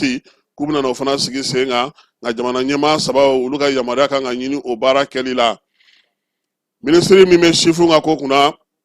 a ye conseil des ministres ladɔnniya fana k'a yira k'a fɔ ko jamana tɔgɔla sokurusi min bɛ sigi san o san o ta ko 81 na n'o ye Grand Prix de la Nation ye k'o kan ka kɛ juin kalo tile fɔlɔ min ye Grand Prix de la Nation ye k'a bɛ kɛ Bamako sokurusi kɛnɛ na hippodrome lakaw fɛ yen sobolilaw ale ni songanaw olu kan ka ɲɔgɔn sɔrɔ min ye bolininjɛ ye o bɛ a la so minnu bɛ yen n'olu b'u pan fɛnw kunna olu fana b'a la min ye ta ko 81 na in ye a kɔni bɛna kɛ ŋanaminɛ ŋanaw ale ni camancɛtaw ka taa se ŋanabaw yɛrɛ ma olu fana bɛna ɲɔgɔn sɔrɔ sokurusi ale kɛnɛ na min ye minisiri ye a ka laseli laban kɛra min ye o ye k'a yira sa k'a fɔ farikolo ɲɛnajɛ hukumu kɔnɔna na Mali senandolatan o finali belebeleba ta ko 64 na o fana bɛna sigi jamana kɔnɔna na min ye Coupe du Mali ale finali ye sa ɲinan ta ko o bɛ kɛ Stade Malien ale ni Joliba ni ɲɔgɔn cɛ mais kalo tile 31 a bɛ kɛ Stade du 26 mars la Lansara mana seli min ye finali ye sa ko a bilalen don hukumu min kɔnɔna na o ye ka wuli ka jɔ kɛ bɛn ni kelenya adamadenya tɔbɔtɔli o baaraw bɛ se ka kɛ cogo min na an ka jamana kɔnɔ minisiri min bɛ yen n'o bɛ jagoko kunna ale conseil des ministres ladɔnniya k'a yira sa k'a fɔ k'a tun bɛ taama na Nizɛrikaw fɛ yen taama in a taara yen yaasa min ye Mali ni Nizɛri olu bɛ se k'u bolo di ɲɔgɔn ma cogo min na ka fɛɛrɛ kɛrɛnkɛrɛnnenw sigi kuma tɛ nin waati in na min ye an ka jamana ye a mago bɛ taji la a ka jamana fan dɔw n'o ye an ka jamana kɔrɔnfɛyanfanw ye olu bɛ se ka taji sɔrɔ cogo min a ko sa k'a ka taama senfɛ k'a daminɛ mɛ kalo in a tile 14 ka taa se a tile 17 ma u ye hakililajigi kɛ ka baaraw da yira ɲɔgɔn na yaasa min ye nin ko ninnu bɛɛ lajɛlen bɛ se ka sigi sen kan cogo min na min ye Mali délégation ye a ka taali senfɛ sa Niger premier ministre a ye u bisimila ka hakilina falen kɛ n'u ye wa fana u bɛnna kan sa k'a yira k'a fɔ ko min ye Nizɛrikaw ye u ka pétrole ni transport ko an'u ka aviation civil ko u ni Mali na baara kɛ o ko hukumu kɔnɔna na minisiri min bɛ n'o bɛ sigida saniya ko kunna ani yiriwali kuntalajan ale ye conseil des ministres ladɔnniya sa k'a fɔ ko jɛrɛ min bɛ kɛ san o san n'a bɛ fɔ a ma ko quinzaine de l'environnement dɔgɔkun 2 min ye sigida tɔgɔla don ye o ta ko 26nan ko o bɛna sigi k'a daminɛ san 2000 la sa ka na se ɲinan san ma min ye quinzaine ye ale bɛ sigi an ka jamana kɔnɔ dɔgɔkun 2 kɔnɔna na min ye yiriwali kuntalajan sigida jɛliw olu baaraw olu de bɛ kɛ a hukumu kɔnɔna na jakungo k'o kɛlɛ yaasa min ye jamana yɛrɛ bɛ se ka taa ɲɛ cogo min na u ko ko ɲinan ta ko o bɛna kɛ ka kɛ ni diɲɛ seleke naani yɛrɛ fana ka don ye n'o o ye juin kalo tile 5 ye o hukumu kɔnɔna na sa dugukolow ka tɔbɔtɔli o kumaw bɛ a la u y'a yira sa fana k'a fɔ ko min ye don ye kan ka kɛ sababu ye yaasa ka se ka dugukolo ale kɔni tiɲɛni kɛlɛli baaraw kɛ juin kalo tile 17 o baaraw na kɛ min ye ɲinan ta ye sa n'o ye quinzaine de l'environnement ye k'a ko bɛɛ lajɛlen bɛna taa sigi sen kan sankaw fɛ yen juin kalo tile 12 sangɛmɔ o don do o tɛ de u y'a kɛ ni sangɛmɔ ye siɲɛ kelen premier ministre yɛrɛ bɛ kɛ an bɛɛ bɛ taa an gari ɲɔgɔn na ye cɛw minisiri min bɛ baganko kunna Keba ale ni baganmara ni jɛgɛmako kunna a ye conseil des ministres ladɔnniya sa k'a fɔ ko san o san u bɛ kɛnɛ min sigi n'o o ye bagan feere kɛnɛ ye n'o ye baganmisɛnninw feere kɛnɛ ye o ta ko 17nan a bɛ fɔ ma sa ko opération tabaski ko ɲinan ta ko a bɛna kɛ cogo min na k'o de ye nin ye ko sugu in yɛrɛ sigikun ye Bamakɔ ale ni Mali dugu caman na sa denbaya minnu bɛ yen ni olu bɛ se cogo min na k'u ka musakaw tɔbɔtɔ an ka marabolo kɔnɔna na u ka se ka bagan sɔrɔ sɔngɔ la sɔngɔ minnu bɛ fo u la kosɛbɛ. Tako 17nan in sa a bagan feere yɔrɔw Bamakɔ kɔnɔna na o bɛna kɛ hippodrome Ndulati terrain ye commune 2nan ale kɔnɔna na min ye Real ka Ndulati terrain kɔrɔ Bajala 1 na dɔ bɛ feere yen. Sigida 3nan kɔnɔna o ye min ye Saba Sangare Tɔgɔla Ndulati terrain sigida 4nan na Keba min ye bagan ninnu bɛ feere yen. Commune 5nan ta min ye Ndulati kɛrɛn bɛ n'a fɔ ma ko Solomani Mori Kulubali Torokɔrɔbugukaw fɛ yen bagan bɛ feere yen. Sogoningokaw ka Ndulati terrain n'o ye terrain municipal ye bagan bɛna feere yen. Kulukorokaw fɛ yen sa Kulukoro élevage cour kɔnɔna na Kayikaw fɛ yen élevage cour kɔnɔna na Kayita bɛna taa kɛ yen. Sikaso ta Bugula Hamu a bɛ feere yen min ye Segukaw fɛ yen sa groupe scolaire Banjugu Buhare n'o filɛ nin ye commissariat kɛrɛfɛla la ka ɲɛsin Sorikonanji ka Ndulati kɛnɛma Keba yen ne Banjugu Buhare ye. E ti Segu dɔn kosɛbɛ ani Meruba fana man jan a da dɔ bɛ bɛn Meruba fana ma. Segu ta bɛ feere min ye Moti ta ye Taikiri terrain bɛɛ lajɛlen b'o yɔrɔ dɔn Moti ta bɛ taa feere. Tumutu ta Buktu hôtel Buktu kɛrɛfɛla la Tumutu ta bɛ feere min ye Sanyensa terrain d'athlétisme ka taa se sifinw ka so ma olu ta bɛna taa feere. Keba saga sɔngɔ lamɛn han 30,000 a bɛ daminɛ o la 35,000 o bɛɛ lajɛlen bɛ a la. Min ye choix 2nan ye o b'a daminɛ 20,000 na ka taa se 30,000 ma. Mun b'o duguma sa o b'a daminɛ 15,000 la ka taa se 20,000 ma. Donc ne b'a fɛ ka saga sa sisan Keba wari t'e bolo e yɛrɛ b'a dɔn foyi t'e bolo i bɛ taa 15,000 ta in sa ten i y'a mɛn ka na t'i ɲɛ jɔ 35,000 k'a bɛ daminɛ dugumada 15,000 ka taa 20,000 na 20,000 ka taa 30,000 la 30,000 ka taa 35,000 la o ye saga sɔngɔ ye. Nka an bɛ min ɲini u fɛ Keba u k'u kɔlɔsi dɛ maaw kana taa bɛɛ san ka taa feere parce que o fana b'a ko in na. Seli t'a la misi mɔgɔw taara sɔrɔ misi banna misi feere daminɛna don min o dugusajɛ misi banna. U ka fɛɛrɛ sigi sen kan mɔgɔw kana taa wari di mɔgɔw ma ka taa bagan ninnu bɛɛ san ka taa n'u ye ka tila ka t'u sɔngɔ gɛlɛya mɔgɔw ma tuguni parce que o de y'a ko la gɛlɛmanba yɛrɛ ye. Minisiri ko baara in conseil de ministre communiqué kɔnɔna na Keba k'a kurumo karili bɛ kɛ juin kalo tile 3 a bɛ kɛ Sogoningokaw fɛ yen commune 6nan ale Balaton terrain o kɔnɔna na. Minisiri y'a jira fana k'a fɔ k'u tun bɛ lajɛla Brésilkaw fɛ yen Brésil k'a daminɛ mai kalo tile 19 ka taa se tile 23 ma Mali ale tun bɛ Brésilkaw fɛ yen yaasa ni Brésil bolo di ɲɔgɔnma bɛ se ka sinsin cogo min sɛnɛko ni baganmarako ta nasira fɛ ani dunkafa sabatili Mali k'a taara ye minisiri yɛrɛ tun bɛ kow ɲɛma a y'a jira sa n'o ye Yubaba ye fɛɛrɛ minnu sigilen don Mali kɔnɔ yiriwaliko ta nasira ani baara ko ta nasiraw la a y'i da don olu bɛɛ lajɛlen na k'olu fɛsɛfɛsɛ. Minisiri min bɛ kɛnɛya ko kunna ale ye conseil de ministre ladɔnniya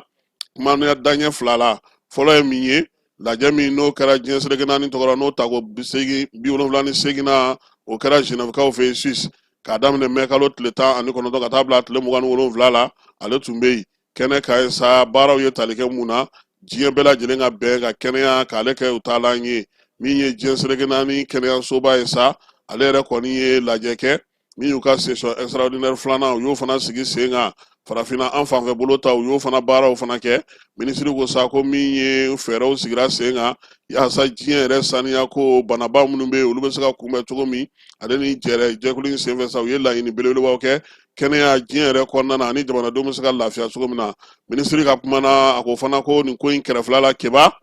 u ye AES jamanaw u minisiriw ye ɲɔgɔn sɔrɔ ka ɲɔgɔn lajɛ ka ɲɔgɔn hakilila jagabɔ kɛ yaasa sa ɲamɛkaw fɛ yen juin kalo tile 2 ka taa sa tile 4 ma min ye AES jamana minnu bɛ kɛnɛya ko kunna olu kan ka ɲɔgɔn sɔrɔ yen ka fɛɛrɛ sigi sen kan u bɛ se ka baaraw kɛ ɲɔgɔn fɛ cogo min na k'u y'o kuma ɲɔgɔnya fana kɛ u ka Genève taga sen fɛ. Minisiri min bɛ kɛnɛya kunna sa ka kuma 2nan ye tali kɛ min na o ye k'a fɔ sa bana min bɛ yen ni an b'a fɔ o ma ko dengue ko ale kɔni jiginna kosɛbɛ ka tɛmɛ dɔgɔkun tɛmɛnen ta kan jamanakuntigi ko sa ko bɛɛ lajɛlen ka tanganaw kɛ i taalan ye min ye bana kunbɛn ko ka fisa ni bana furakɛ ye k'an bɛɛ lajɛlen ka hakili to an yɛrɛ la. Conseil des ministres ale kɛra kunungo mai kalo tile 28 san 2025 secrétaire général du gouvernement Brahma Kulubali chevalier de l'ordre national.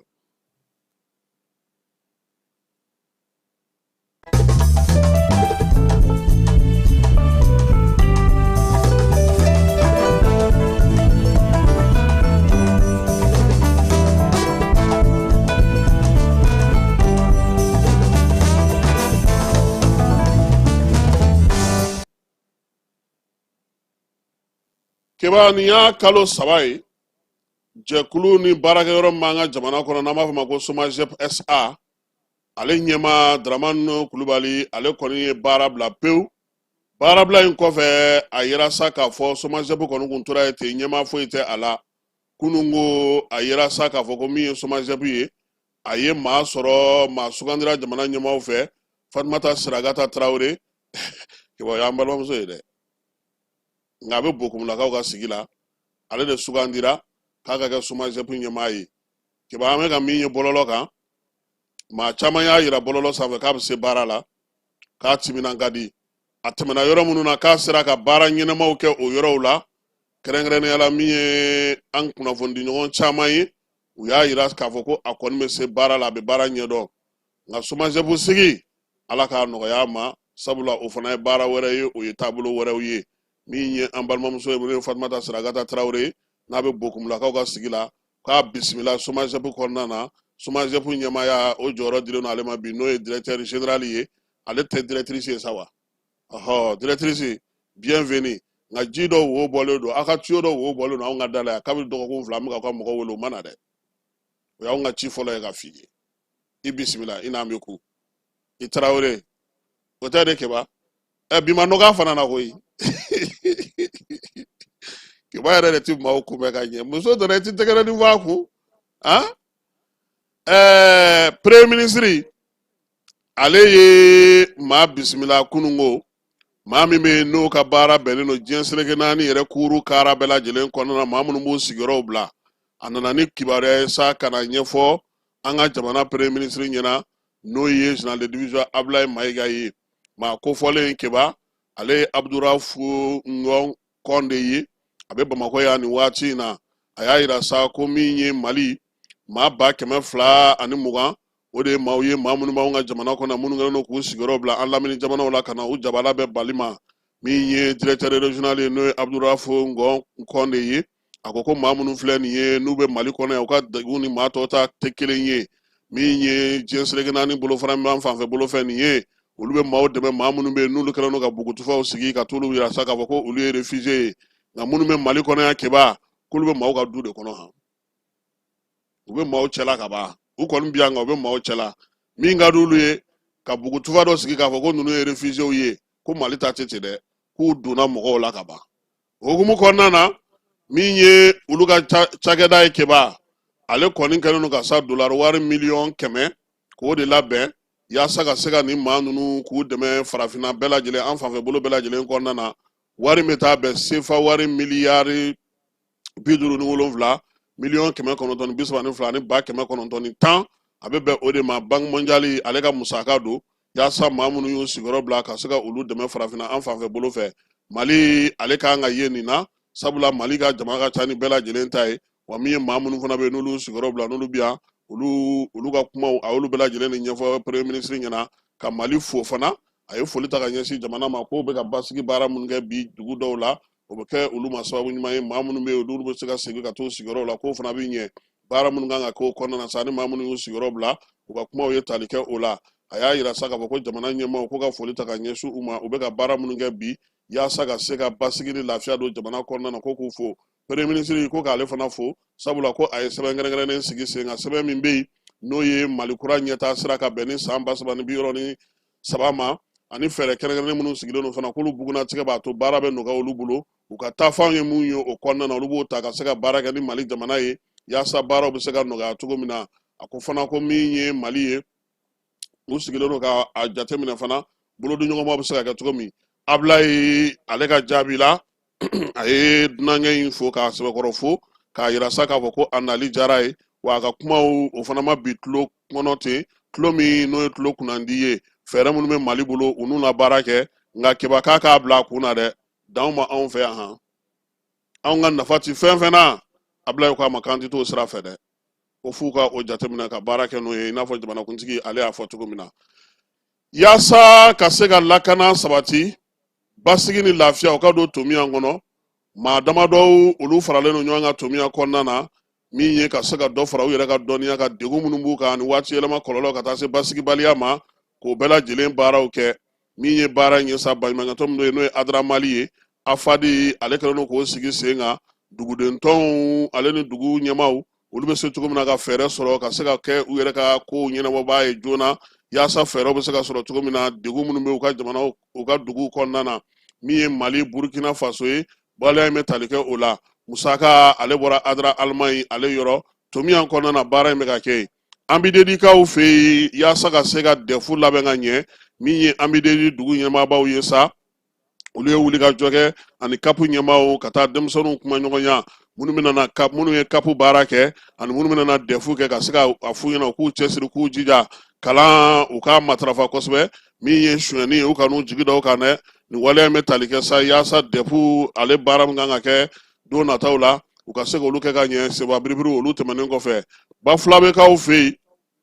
dugudenw n'o ye sɛnɛkɛlaw ye olu kɔni nisɔndiyalen don kosɛbɛ Jaji Farakaw fɛ yen min ye contre saison ye o sɛnɛw kɛcogo kɔni ɲɛna kosɛbɛ Jaji Fara mayina ale marabolo kɔnɔna na u y'a yira sa k'a fɔ ko sumanw kɔni a b'a mɔli yɔrɔ la sisan kosɛbɛ u caman nisɔndiyalen don nka o siralen don min ye keba o ye basigibaliya ani ko kɔnɔ dɔw bɔlen don kɔnɔ in kɔni o bɛ k'a to bi sɛnɛkɛlaw tɛ se ka da tuguni koyi n'i taar'i da i ka so i bɛna sɔrɔ u taara n'i ka foro ye o la sa dugudenw olu kɔni ye baara bɛɛ lajɛlen de bila sa ka kɛ kɔnɔgɛnnaw ye su ani tile o la sa u ko k'u b'a ɲini ɲɛmaaw fɛ u ka se k'u dɛmɛ yaasa cogoya min na u bɛ se k'u ka malo ninnu kan hɛrɛ ni baden na wa fana dɔw fana sirannen don ko min ye fɛn ɲɛnama wɛrɛw ye olu kana wuli balo ninnu dun sɛbɛkɔrɔ ɲɛna kosɛbɛ u bɛ se ka baara kɛ cogo min na keba o hukumu kɔnɔna na kunungo min ye wolomasiri tabaw ka ɲɛmaa dangan ye ale taara Segu marabolo kɔnɔna na Jabali ale ni Marakala kɔnɔna na Général Keba a taara ka taa ɲɛfɔli kɛ sɔrɔdasiw ye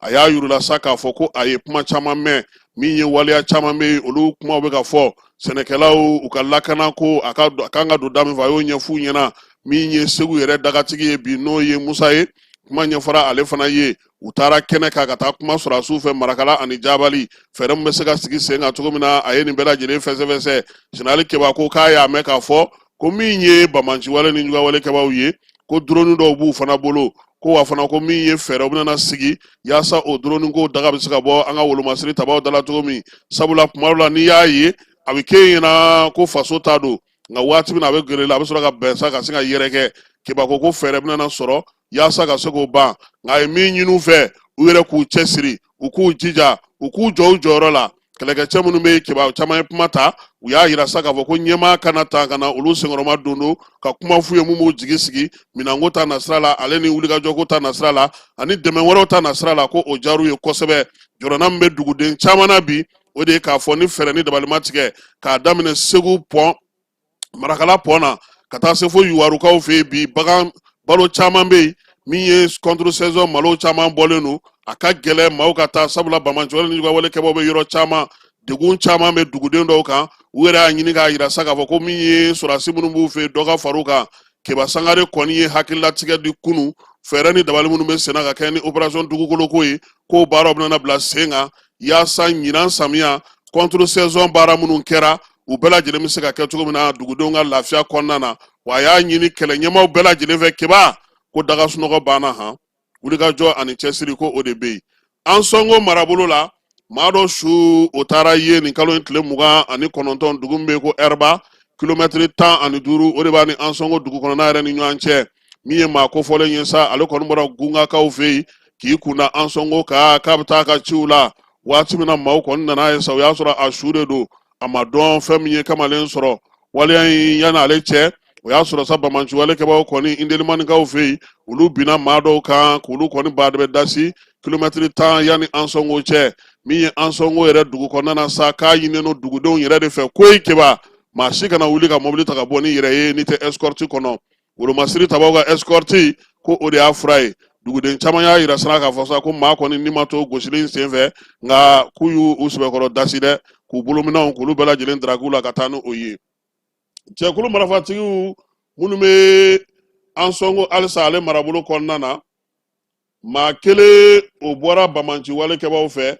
ka na i yɛrɛ kɔni kalifa min ye gaca maaw la Sijo Tamani ale ko ko waleya in kɛra kalo tile 27 min ye maa kofɔlen ye ko a kɔni y'a ka koso n'a ka kasaw bɛɛ lajɛlen cɛ gaca jɛkulu min bɛ taa sigakaw fɛ yen ka gɛrɛ olu la k'a fɔ ko ale kɔni bɔra u ka kulu dɔ in kɔnɔna na kibaruyaw y'a yira sa k'a fɔ ko a kɔni ka marifa n'a ka fɛnw bɛɛ lajɛlen b'a bolo a nana ka n'olu di gaca mɔgɔw ma minnu bɛ taa sigakaw fɛ yen maa caman y'a yira sa k'a fɔ ko nin waleya in ko nin ɲɔgɔnna caman kɔni bɛ kɛ tuma caman nka nin sen na ta in maaw y'a yira sa k'a fɔ ko maa minnu ye nin waleya kɛ ka tɛmɛ kɔrɔlen ko kun ka ɲi armée ale ka gun kan nka komi gaca ni armée bɛ baara kɛ maaw y'a yira k'a fɔ ko a ko kɛcogo ka ɲi ta an bɛ taa kidalikaw fɛ yen min ye Sadio Kamara ye a ka tagali senfɛ Kidal a taara ɲɛda yɔrɔ min kan n'o o ye Bamanjɔlen jugawale kɛbaaw ye maa murutilenw tun bɛ sanu bɔ yɔrɔ min u kun kɛlen don ka so minnu jɔ k'olu k'u ka nafasɔrɔ siraw ye an ka jɛ k'a lajɛ Ablaye Sako ale ka laseli don ORTM ale la. La vérité n'a pas besoin d'espace pour s'exprimer, nous enseigne une sagesse africaine. Elle a éclaté au grand jour ce 23 mai 2025 à Kidal. Le temps donne raison aux autorités de la transition. Kidal est une région très riche en ressources naturelles. Plus qu'une visite d'autorité, le patron de la défense met en nu tout un système d'enrichissement illicite entretenu par les anciens maîtres des lieux. Des raffineries artisanales d'or exploitées à ciel ouvert durant plus d'une décennie au détriment de l'État malien.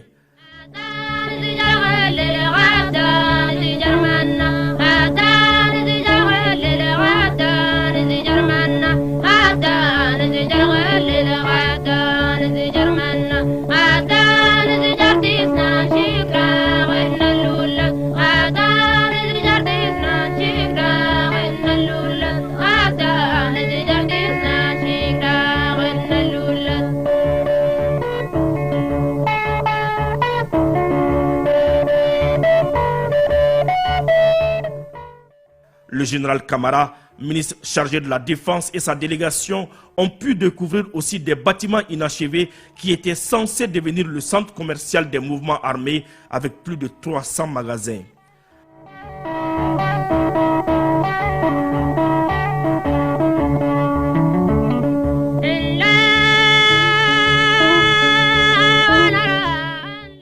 À Kidal, pendant que les populations au nom desquelles ils étaient censés se battre souffraient, les responsables des mouvements armés se la coulaient douce dans des villas de luxe. Des maisons désormais abandonnées depuis l'entrée de nos hommes à Kidal le 14 novembre 2023.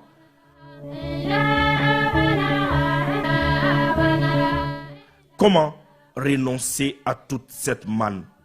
On comprend donc aisément pourquoi tout a été fait pour empêcher l'État malien de mettre la main sur Kidal.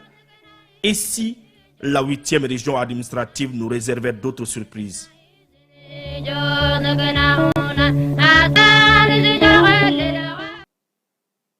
Ayiwa, nin ye Kidali ye keba ko min ye sanubɔyɔrɔ o de fɔlɔ yirala an na sanubɔyɔrɔ in ale bɛ Kidali dugu kɔnɔ ko nin y'a san 10 ye Bamanjiwale ni Nijugawale kɛbaaw o tun bɛ sanu bɔ nin yɔrɔ in na su ani tile u sago ani u dungo la k'a sɔrɔ maa si tɛ se ka u bali k'a kɛ sabula dugu bɛɛ lajɛlen tun bɛ olu bolo o fana kɛrɛfɛ sa magasin belebele dɔ kun jɔlen don u fɛ yaasa ka se ka min ye baaraw kɛ o la don nataw la magasin yɛrɛ ale ma ban pewu o fana bɛɛ lajɛlen kɛrɛfɛ tuguni a yɛrɛ k'a fɔ sa so dagabana ni so lahawta baw olu de kun jɔlen don u bolo yaasa ka se ka u ka maanifinya yɛrɛ baaraw tɔw bɛɛ lajɛlen k'o kɔnɔ Sadio ka tagali o de y'a to sa min ye nin sanubɔyɔrɔ in ye sanu mun tun bɛ bɔ a la a bɛɛ lajɛlen ɲɛfɔra Sadio ye sabula a yirala k'a fɔ k'a bɛɛ lajɛlen na sɛgɛsɛgɛ sariya tigilamaw kan ka baara min k'a ko hukumu kɔnɔ u bɛna taga lajɛ sanu tun bɛ bɔ cogo di sanu tun bɛ taa mini jɔn tun bɛ sanu baara kɛ munna Mali donnen min ye Bamanji jɛkulu ni Nijugajɛkulu kɛbaaw ye u y'u sinsin kosɛbɛ ka nin yɔrɔ ninnu matarafa f'a ma ɲɛ u yɛrɛ y'a ye k'a fɔ ko mugukan cayara kosɛbɛ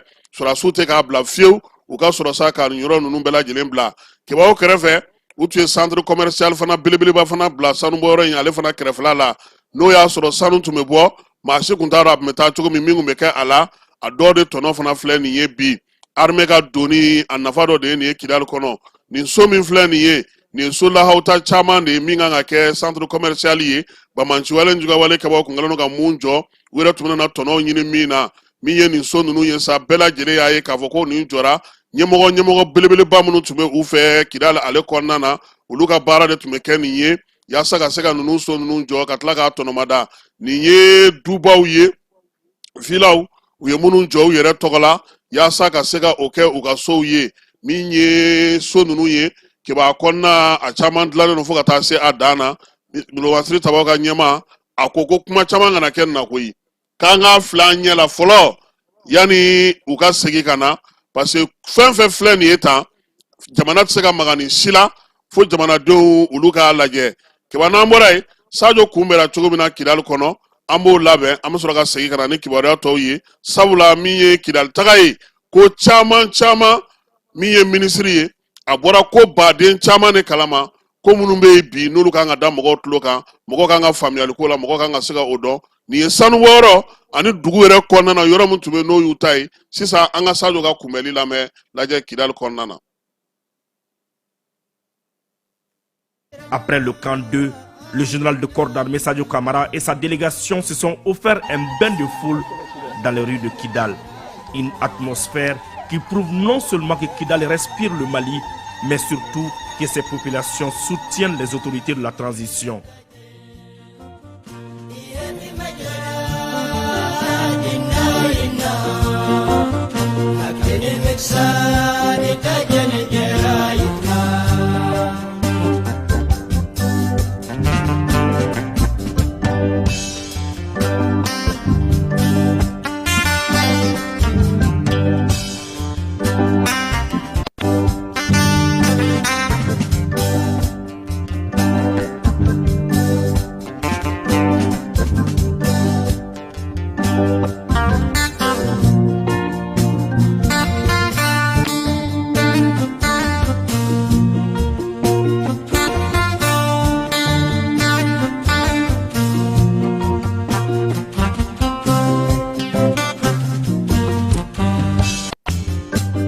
فوتا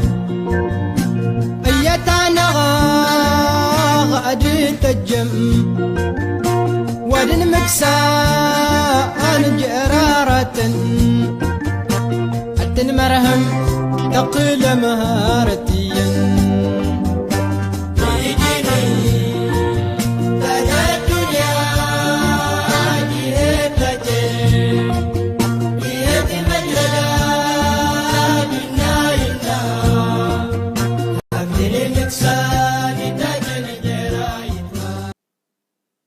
nin tun ye Sadio ka kunbɛli ye Kidali kɔnɔna na n'Ala sɔnna a ma sini Sadio ka tagali ja wɛrɛw bɛ yen ORTM maaw olu ye mun ta kiba an na olu lajɛlen da maaw olu ɲɛ kan u bɛ se ka a ye cogo min na Moti dugudenw bɛɛ lajɛlen bɔra ka bonyamasegin kɛ u ka général de brigade gouverneur ye kunungo min ye Abbas Kɔkɛ Danbele ye a ko tiɲɛ don ale kun y'a dɔn k'a fɔ ko a bɛna Moti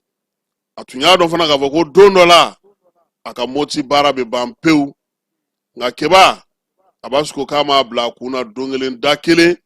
k'a dɔn k'a fɔ ko a timina don Moptikaw la tan f'u bɛna na nin kɛnɛ in sigi kɛnɛ min bɛna n'a to ale tɛna ɲinɛ Mopti kɔ tuguni fo ka taa se a ka don laban ma Mopti cɛkɔrɔbaw Mopti denmisɛnninw Mopti musokuntigiw Mopti fɛn o fɛn bɛ Mopti kɔnɔna na ni jɔyɔrɔ b'a bolo a bɛɛ lajɛlen de farala ɲɔgɔn kan ka na général de brigade Abbas Kɔkɛ Danbele k'a fo a ka baara ɲuman na a ka faamuyali la a ka dugudenw yɛrɛ la kɔlɔsi la a n'a ka baarakɛɲɔgɔnw ka baara kɛcogo ɲuman na ani a janto ni Mopti la tiɲɛ don keba diɲɛlatigɛ ko kɛra cogo o cogo waati dɔ ka nɔgɔ i ma waati dɔ ka gɛlɛn i ma maa si tɛ se k'a fɔ k'i bɛ mara kɛ k'i ma degun kɛ nka Moptikaw ko ka Abbas fo Mopti cɛw ko ka Abbas fo Mopti denmisɛnninw ko ka Abbas fo k'u bɛ dugawu k'a ye fana n'a bɔra Mopti ka t'i bolo don baara o baara la ko Ala ka o ɲɛ a bolo wa ko min ye Mopti ye ko a k'a bila a kunna k'a fɔ ko a bɛ yenkaw fɛ bi a b'u fɛ sini min ye Mopti maire ye Elhaji Sori Kansa ye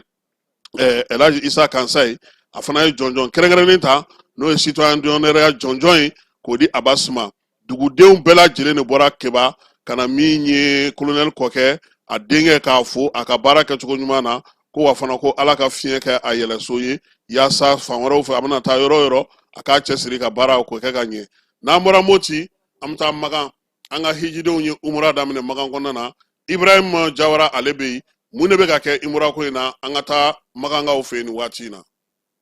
Assalamu alaikum malien cɛ ani muso alhamdulillah kunu tagata le 27 mai 2025 alhamdulillah rabbil alamin an tagani ngata imwa ke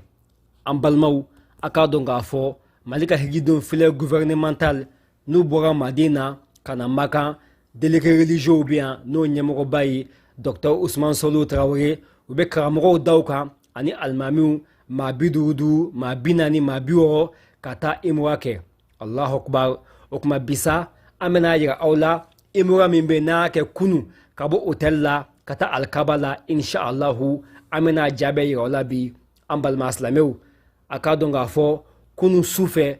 3h du matin wati imam Suleiman Silla ale guide religieux ablara jamanye ka jama sense ambal maslameu kan kunda kata alkabaka ni hotel dai ube mogo jo arana ka mogo la sabali ka kuma chaman fuye ambeta do jamala ukanga femunu ke imam Suleiman Silla aya benye fo jamai Allahu akbar ka so ka jama sense don ka tokoma ka banga hotel la kan kunda kata alkabaka ambal mau abese ka tokoma sena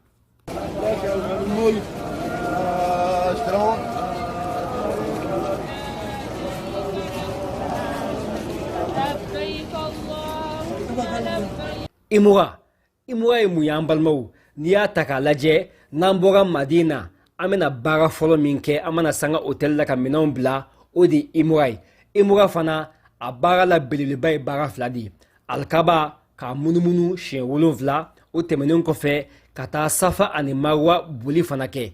alhamdulillah nini imura bara belebeleba wi okuma malion aka donga fo fle gouvernemental aka anga giden beininke kunusa antukwa imam Suleiman Silla ko kata dow take aye jama sense don kan kunda alkabaka Allahu akbar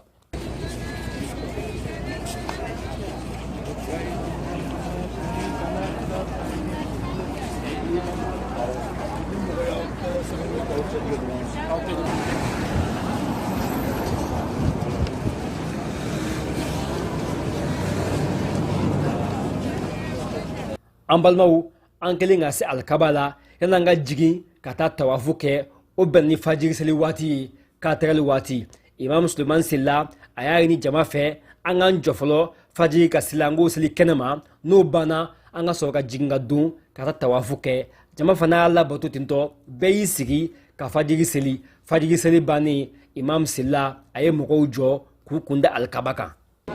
aya famia voilà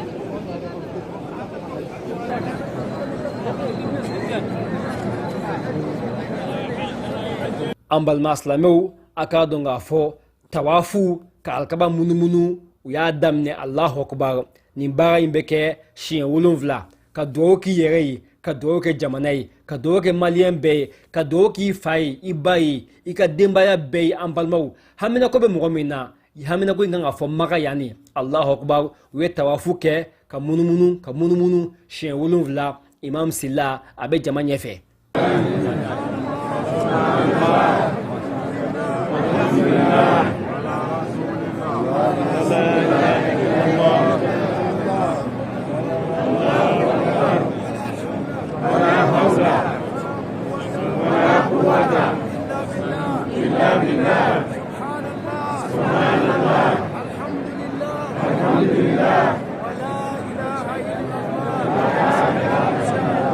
tawafu kelen sa alkabaka munumunu shen wolonvla balma aslameu malika délégation hegideu uyu kunda kana makamu Ibrahim jorola jokofla ningo selieno o banin ko fesa kunyesi ngata se zamzamji ambalma aslameu komi do fane seditan ambalma aslameu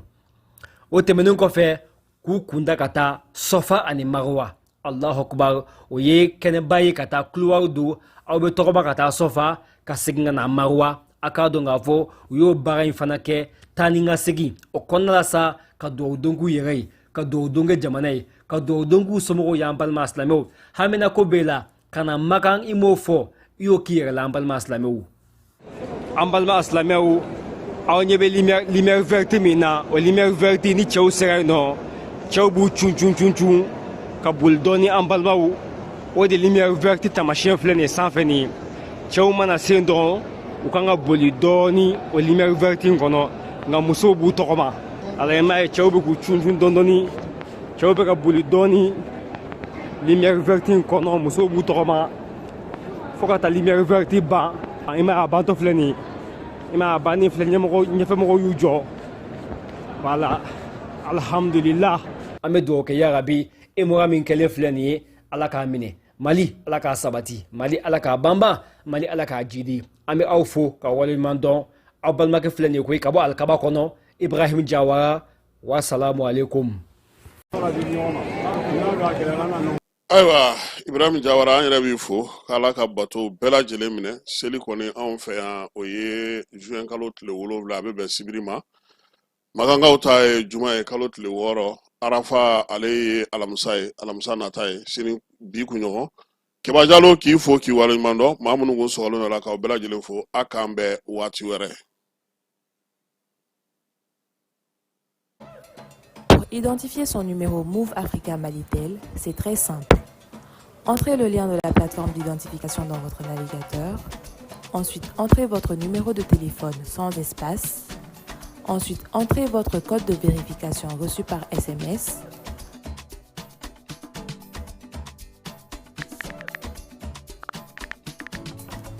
Entrez vos informations personnelles, prénom, nom, date de naissance, numéro de votre carte Nina.